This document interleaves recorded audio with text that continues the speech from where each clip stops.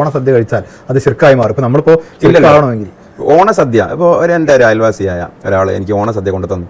എനിക്കത് അയൽവാസിയായ എന്നാലും ഏട്ടൻ അല്ലെങ്കിൽ ഏച്ചി കൊണ്ടു തന്ന സദ്യയാണത്. ഞാൻ ഓണത്തിൻ്റെ ഐതിഹ്യത്തിൽ വിശ്വസിക്കാതിരിക്കാം, അത് എൻ്റെ ഒരു ബോധ്യമാണ്. അപ്പോൾ ആ ഐതിഹ്യത്തെക്കുറിച്ച് എനിക്കൊരു ധാരണയുണ്ടാകും. അത് എൻ്റെ സഹോദരങ്ങളുടെ വിശ്വാസമാണ്. എനിക്കത് എന്തോ വിശ്വസിക്കാൻ തോന്നില്ല. ഓണം ഒരു എക്സാമ്പിൾ മാത്രമാണ്. അപ്പോൾ ഞാൻ ആ ഭക്ഷണം കഴിക്കുന്നത് എനിക്ക് തന്ന ആ ചേച്ചിയുടെ ഭക്ഷണമാണ് അല്ലെങ്കിൽ ചേട്ടൻ്റെ ഭക്ഷണമാണ്. സന്തോഷത്തോടെ കഴിക്കും, അത്രയല്ലേ അവിടെയുള്ളൂ. ഇപ്പോൾ നോക്ക്, ഇപ്പോൾ എൻ്റെ അടുത്തൊരു ഡയാലിസിസ് സെൻ്റർ ഉണ്ട്. എൻ്റെ ഉപ്പ ഡയാലിസിസ് ചെയ്തിരുന്നു, ഇപ്പോൾ മരണപ്പെട്ടു. അപ്പോൾ അവിടെ ഈ പറയുന്ന ഒരു കോൺടെക്സ്റ്റിൽ ഓണാഘോഷം ഉണ്ടാകും. എൻ്റെ ഉപ്പ വലിയ ഉസ്താദാണ്, 40-40 കൊല്ലം ദർസൊക്കെ നടത്തിയ ആത്മീയ വഴിയിലുള്ള വലിയൊരാളാണ് എൻ്റെ ഒരു ബോധ്യത്തിൽ. അപ്പോൾ ഞാനിങ്ങനെ ഒരു പകച്ചു നിന്നു, ഞാനിപ്പോൾ തിന്നാൻ പറ്റണോ പറ്റില്ല. ഞാനിങ്ങനെ വളരെ ഫ്രാങ്കായിട്ടാണ് ജനുവിനായിട്ട് സംസാരിക്കുന്നത്. കാരണം ഞാനൊരു തലക്കെട്ട് കെട്ടിയ തൊപ്പിയൊക്കെ വെച്ചൊരു ഉസ്താദാണല്ലോ. അപ്പോൾ എന്നോട് ഉപ്പ പറഞ്ഞതാണ്, നമുക്കത് സൗഹൃദത്തിൻ്റെ സദ്യയാണ്.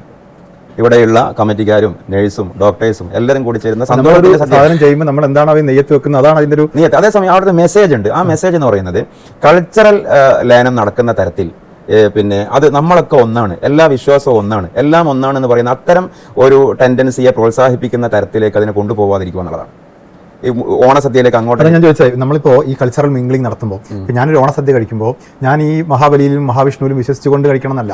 ആ ഓണസദ്യ കഴിക്കുമ്പോൾ നമ്മുടെ ഉള്ളിലൂടെ നെയ്യത്തുണ്ടല്ലോ. പിന്നെ പൊതുവായൊരു, നമ്മൾ അധികം ഷാർപ്പായിട്ട് ഈ വിഷയം പറയേണ്ടെന്ന് തോന്നുന്നു. പൊതുവായിട്ട് ഇപ്പോൾ ഒരു അയൽപക്ക ബന്ധം കൂട്ടിച്ചേർക്കുക, സൗഹൃദ ബന്ധം കൂട്ടിച്ചേർക്കുക, ഒരു ഷോപ്പ്, ഒരു കമ്പനി, അതൊക്കെ മനുഷ്യരുടെ പ്രാഥമികമായ സാമൂഹിക ജീവിതത്തിന്റെ ഭാഗങ്ങളാണ്. അതേസമയം ഇവിടെ ഈദുൽ ഫിത്തർ വരുമ്പോൾ ഹിന്ദുക്കൾ മുസ്ലിം പള്ളിയിലേക്ക് വരാറില്ല. ക്ഷണിച്ചാലും അത് രണ്ട് കഷ്ടങ്ങളാണ്. ഇപ്പോൾ ക്രിസ്മസ് നടക്കുമ്പോൾ ഹിന്ദുക്കളോ ക്രിസ്ത്യൻസോ ഇതര മതവിശ്വാസികൾ അല്ല, ഹിന്ദുക്കളോ മുസ്ലിംസോ ക്രിസ്ത്യൻ ചർച്ചിലേക്ക് പോകാറില്ല.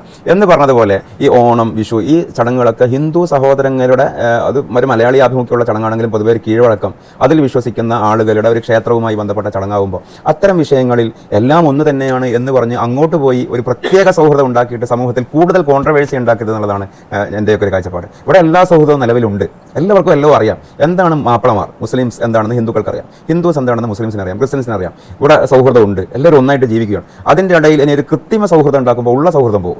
ആ ഒരു ഇക്വിലിബ്രിയം കീപ്പ് ചെയ്യുക. നമുക്ക് സൗഹൃദത്തിൽ ഉറച്ച വിശ്വാസം ഉണ്ടെങ്കിൽ വേറൊരു വീട്ടിൽ വിളമ്പുന്ന ഓണസദ്യ അവിടെ പോയി ഇരുന്ന് ഭക്ഷിക്കുന്നുണ്ട്, ഒരു ഭക്ഷണം കഴിക്കുന്നതിൽ അപ്പുറത്ത് വിശ്വാസപരമായ ഒന്നും ഇല്ലല്ലോ. അതന്നെ ഞാൻ അത്ര പറയുന്നുള്ളൂ. അതേസമയം സോഷ്യൽ മെസ്സേജ് ആയിട്ട് ഇത് പ്രത്യേക കാര്യം ചെയ്യുന്ന പോലെ ചെയ്യരുത്.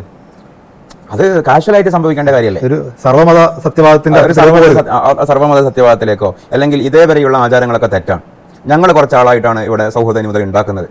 അതൊക്കെ വളരെ മിസ്അണ്ടർസ്റ്റാൻഡിംഗ് ആയിട്ടുള്ള കൂടുതൽ പ്രശ്നം ഉണ്ടാകുന്ന സമീപനമാണ്. അപ്പോൾ നിലവിൽ ഇവിടെ സൗഹൃദം ഉണ്ട്, അതാണ് എൻ്റെ ഒരു പോയിന്റ്. ഇപ്പോൾ അതാണ് ആ സൗഹൃദത്തെ നമ്മളായിട്ട് കൂട്ടുകയോ അല്ലെങ്കിൽ അത് സൗഹൃദമല്ല ഒന്നുകൂടി ഉണ്ടാക്കേണ്ടതുണ്ടെന്ന് പറയേണ്ടതൊന്നും വേണ്ട. കാരണം നമ്മുടെ സമൂഹം, സമുദായം എന്നൊക്കെ പറഞ്ഞാൽ ആയിരക്കണക്കിന് കൊല്ലം പാരമ്പര്യമുള്ള വലിയൊരു ട്രഡീഷനുള്ള മലയാളീസാണ്. അപ്പോൾ ഇവിടെ എല്ലാവർക്കും എല്ലാം അറിയാം. നമ്മളായിട്ട് അത്തരം വിഷയത്തിൽ പുതിയൊരു കോൺട്രവേഴ്സി കൊണ്ടുവരേണ്ട എന്നുള്ളതാണ്.